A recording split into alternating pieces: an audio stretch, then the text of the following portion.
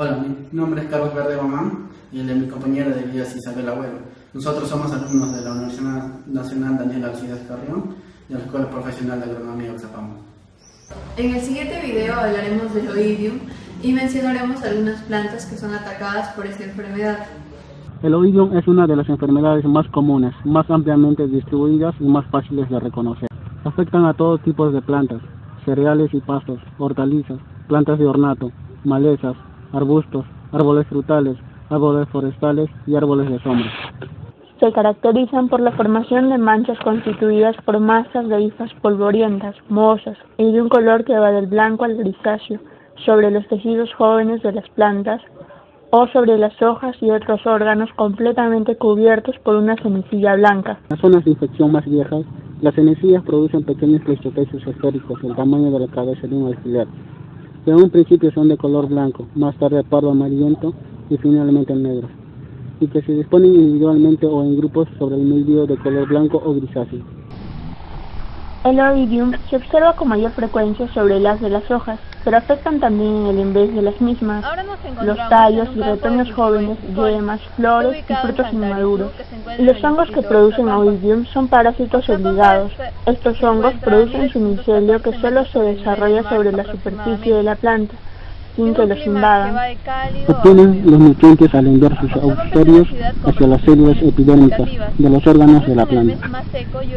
El micelio produce conillóforos cortos sobre la superficie. Cada conillóforo produce cadenas de conillos rectangulares, ovoides o redondos. Cuando el medio ambiente o la nutrición son favorables, el hongo produce de una a varias ascas dentro de un ascocarpo cerrado, el cleistotecio. El oidium es más común y virulento en climas cálidos y secos. Esto se debe a que sus esporas, cuando son liberadas, germinan y producen la infección incluso cuando la humedad relativa de la atmósfera no es demasiado alta, lo cual hace innecesaria la presencia de una película de agua sobre la superficie de la planta. El ciclo de vida de esta enfermedad comienza cuando la conilla, transportada por el viento, entra en contacto con el tejido de la planta. Una vez ahí germina, produciendo su micelio y austorios. Posteriormente se empezarán a formar los conilióforos que contendrán a las conillas. Todo este proceso se desarrolla sobre la parte superficial de la planta. Por tanto, la planta estará infectada. Posteriormente, el ciclo se repetirá. Se formarán las estructuras del hongo, desprendiéndose las conillas. Todo este proceso es parte del ciclo asexual. Ahora, el ciclo sexual consiste en que teniendo una planta infectada, sobre el micelio se formará anteridios y ascogonios. Posteriormente se formará el cleistotecio. El cleistotecio se desarrolla sobre el micelio. El cleistotecio contiene a las ascas. Estas a su vez contienen a las ascosporas. Cuando las ascas se rompen, las ascosporas son liberadas. Las ascosporas liberadas son llevadas por el viento y entrarán en contacto con el tejido de la planta y el ciclo continuará. Los daños que ocasiona esta enfermedad son: reduce la actividad fotosintética, dado que cubre las hojas, lo cual reduce la tasa de crecimiento vegetal. Incrementa el proceso respiratorio, lo que da lugar a un desgaste de energía ATP. Reduce el rendimiento. Los frutos o plantas atacadas son muy pobres en azúcar. Después de saber cómo es que este hongo se propaga, saber cuáles son los síntomas que produce, etc., visitaremos algunos campos de cultivo para poder reconocer e identificar al oidium.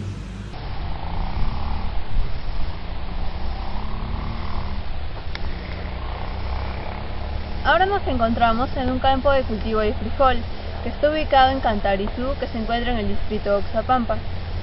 Oxapampa se encuentra a 1814 metros sobre el nivel del mar aproximadamente. Tiene un clima que va de cálido a húmedo. Oxapampa es una ciudad con precipitaciones significativas, incluso en el mes más seco llueve bastante. La temperatura aquí en promedio es de 18.4 grados centígrados. Ahora realizaremos un monitoreo para encontrar las plantas que estén enfermas a causa del oidium.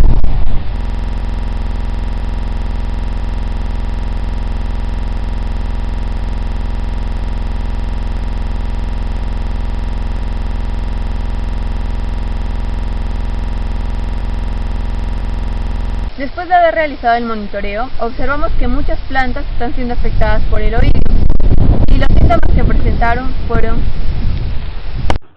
Se observa que sobre el haz de las hojas de frijol existe una cubierta blanquecina, que es un síntoma característico del oidium.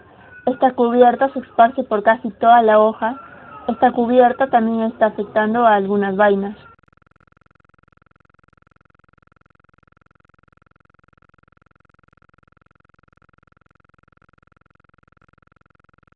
Después de haber recolectado las muestras, estas muestras se colocarán por separado dentro de bolsas de polipropileno, que estarán marcadas con el cultivo al que pertenecen, la fecha, datos que nos van a permitir su reconocimiento. Ahora nos encontramos frente a la Dalia, que se encuentra en un pequeño jardín de la Universidad Nacional Daniel Alcides Carrión, en el barrio Miraflores. Se aprecia sobre la superficie de las hojas de la dalia una cubierta blanquecina. Algunas hojas de dalia están casi totalmente cubiertas por esta capa blanquecina. Posteriormente se recolectarán muestras de las hojas afectadas y se colocarán en bolsas de polipropileno. Ahora nos encontramos en la zona centro de Oxapampa, donde podemos observar tenemos la planta de la rosa. Ahora vamos a observar si presenta los síntomas del oidium. Se puede apreciar que las hojas de la rosa están siendo afectadas por una cubierta blanquecina, y esta no solo se expande por las hojas, sino que también está afectando a las flores. Después de identificar las partes de la planta afectada, se procederá a tomar muestras.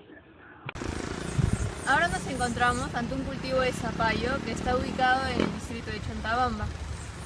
Lo que vamos a hacer ahora es monitorear todo el área para ver si estas plantas están siendo afectadas por el oidium.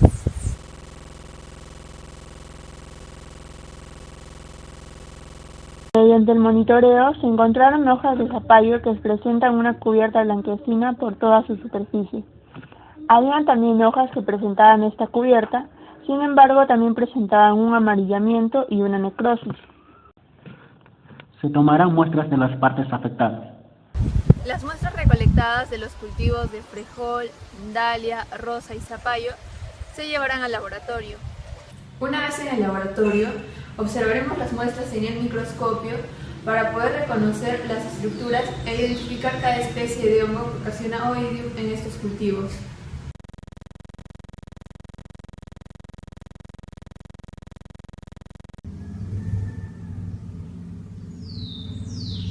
Los hongos encontrados fueron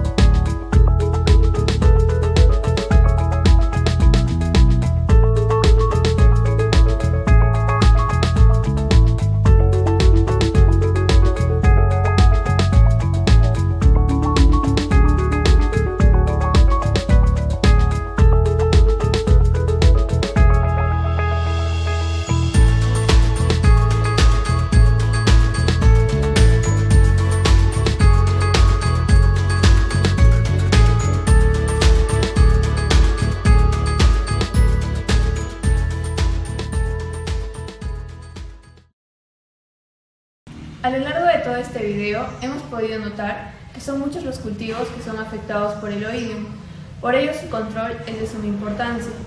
Las medidas de control que se recomiendan son: para el control del oidium, las medidas de control que se recomiendan son favorecer la ventilación y la aireación entre las diferentes plantas, podando o eliminando algunas plantas si hay mucha densidad, pues este hongo se propaga rápidamente si las condiciones le son favorables. Evitar que se produzcan sombras y humedades. Control de malezas. Los restos de cultivo, las hojas y órganos infectados, compostarlos. Dichas partes no se recuperan, aunque usemos fungicidas, por lo que hay que evitar que el oidium depositado en ellas se expanda por el resto de nuestras plantas. No plantar muy denso. En lugares cerrados como invernaderos o terrazas acristaladas, debe haber una buena ventilación. En conclusión, el oidium es una enfermedad que ataca a numerosos cultivos y los daños que ocasiona pueden llegar a ser muy severos. Por ello, las medidas para su control son muy importantes. Bueno, con esto hemos concluido este video y esperamos que la información brindada sea de mucha utilidad.